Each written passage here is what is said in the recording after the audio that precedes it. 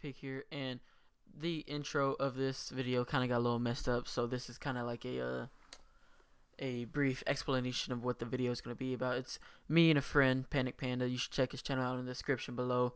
But we basically do a tutorial on how to make a glowstone generator farm thing on Tekkit space.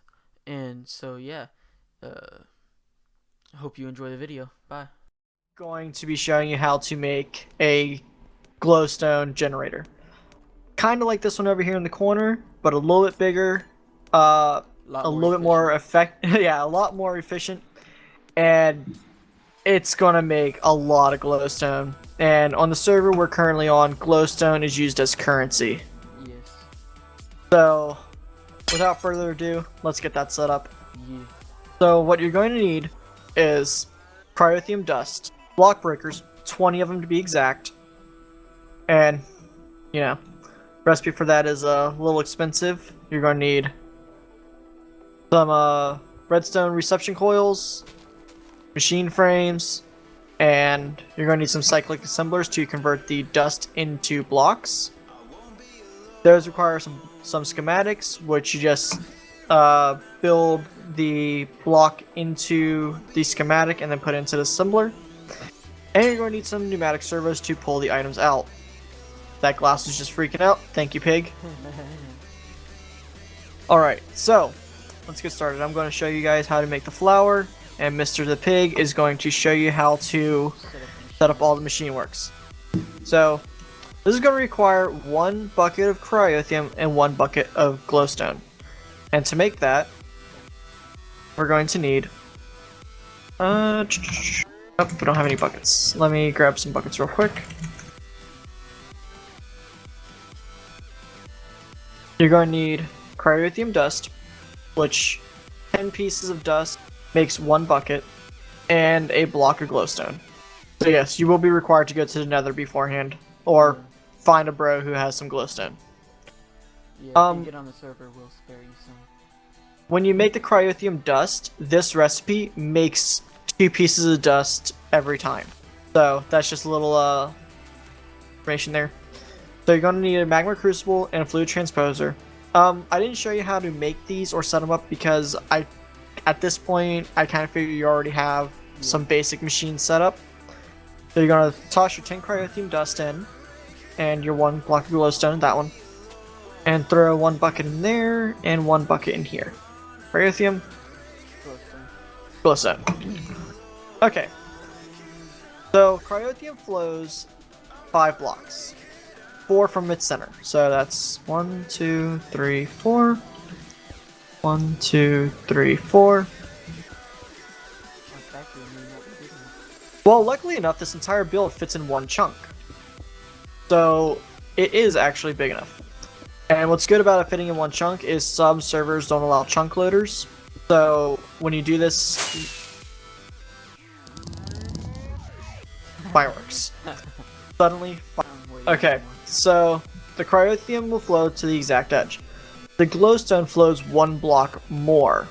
So when it comes up, it's going to come out to right there. This is just a lot easier for the machine part.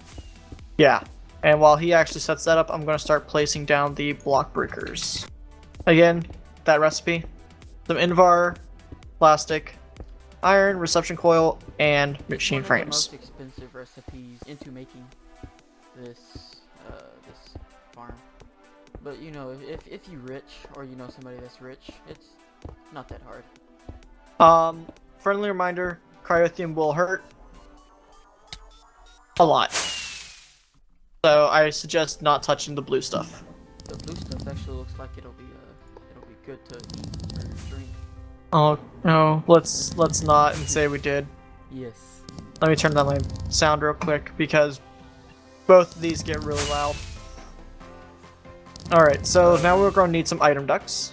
I'm placing them right now. We need a crescent wrench. Or crescent I got him. well prepared. Oh, it's like I've done this before or something. Yeah, it's like we prepared. No, it's more like I've built like too many of these at once. Yeah. You could also have it go into your ME, the glowstone go into your ME, so it's not in a DSU, which we will be placing ours in. But, the reason why we use the DSU is because it's a lot cheaper to make than an entire ME system. Actually, no, I'm gonna say I just lied. I'd rather build an ME than a DSU, but it's a lot more effective to put it into the DSU. It's yeah, because it takes up a lot of space. This is the main setup right here. If I had a crescent hammer, I would hook it here, but there you go. It flies. Look at that, they're cheering us on with some fireworks. Yeah. You also need to make the blue tips on all these red, where the hole is. Yes. Turn that around, but and also So, what you could do is the block breaker that doesn't have the hole next to it, the item duct will automatically connect to it. You can make it invisible. So like, or not invisible, but disconnect. Yeah, disconnect. It'll always be the one to the right. And you will need, well, you don't really need them, but it's a little helpful to throw servos on each of these. And once you do that, go ahead and open up the interface, hit the redstone tab, and hit to ignore it, and that will always suck out items.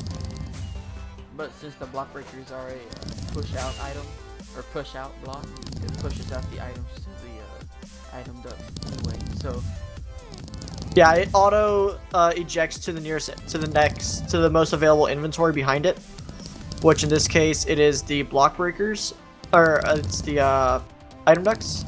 You don't have to worry about it spitting, you know, glowstone everywhere, because if there's no chest or inventory behind it, it will not eject.